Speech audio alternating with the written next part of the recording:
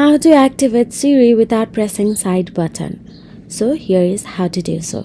First of all you have to do is make sure that your Hey Siri voice is activated. Open the settings app on your mobile device. In there, scroll down and look for the Apple Intelligence and Siri for the newer version, and for the older version simply look for the Siri and search option available there. And all you have to do is simply tap on it. Once you tap on it, you can see the talk to Siri option available in there. Tap on it and make sure to toggle on the switch or tap on the Hey Siri or Siri option available. Now you can just say Hey Siri or Siri and Siri will activate without touching your iPhone.